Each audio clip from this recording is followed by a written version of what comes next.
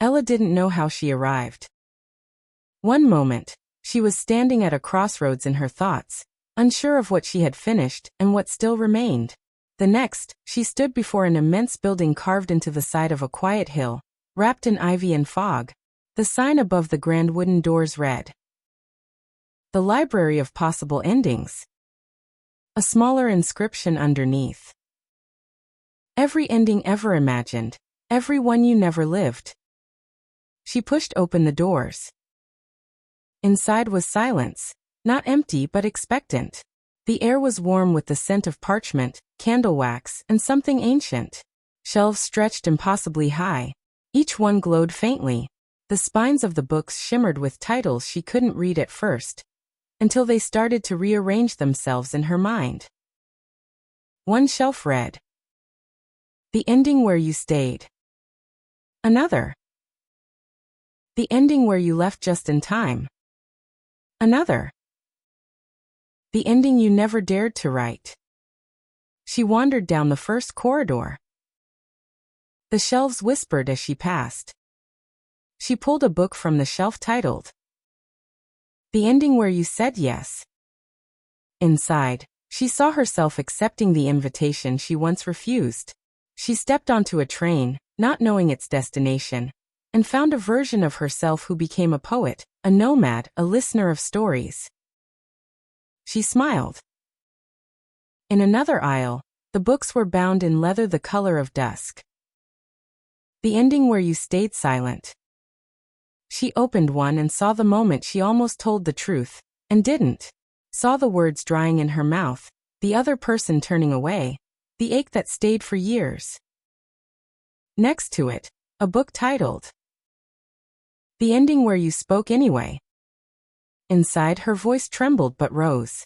The reaction was not perfect, but the weight lifted, and something beautiful grew in the space where honesty was planted. Further on, she came to a grand reading room. A long table stood in the center, with books already laid open. One contained the final chapter of her first love, if it had lasted. It was quiet, domestic, a garden, shared books, laughter, then silence. Another was the ending of her career, if she had taken the other job. In it she rose fast, earned praise, burned out, rediscovered peace in a mountain cabin. Another was stranger still. "The Ending Where You Never Left Childhood." It showed her living forever in the small house by the woods, never daring, never breaking, never becoming. Safe but small. And beside that, "The Ending Where You Finally Let Go." In that one she was older, weathered, content, sitting by a lake, surrounded by letters she never sent, but no longer needed to. In the next chamber, shelves held no books, only doors.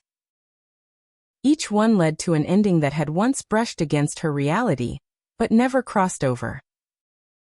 She opened one. It was the ending where she forgave her father. Not because he asked, but because she was tired of holding the weight of his silence. Another door opened into a dream. The ending where she became a mother. The child did not look like her, but laughed exactly like she once did. She wept. Not from sorrow, but from the recognition of a version of herself that lived and loved fully, even if only in the realm of possibility.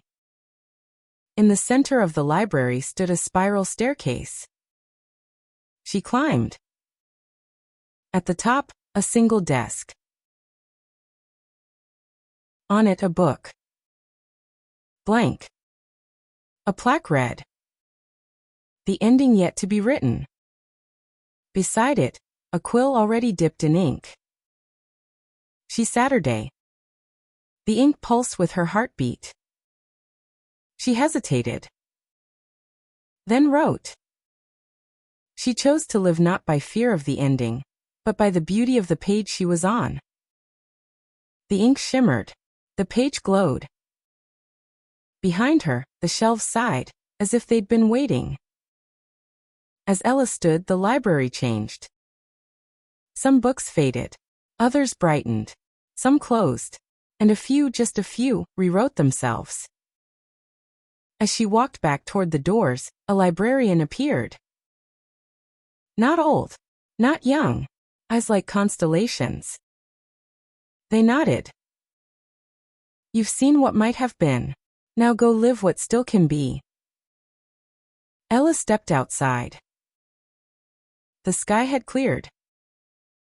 In her hand, the book of unwritten endings remained. But she no longer needed to know how the story finished. She only needed to keep turning the page. She whispered, "Thank you for showing me that the end is never the end until I decide to stop imagining."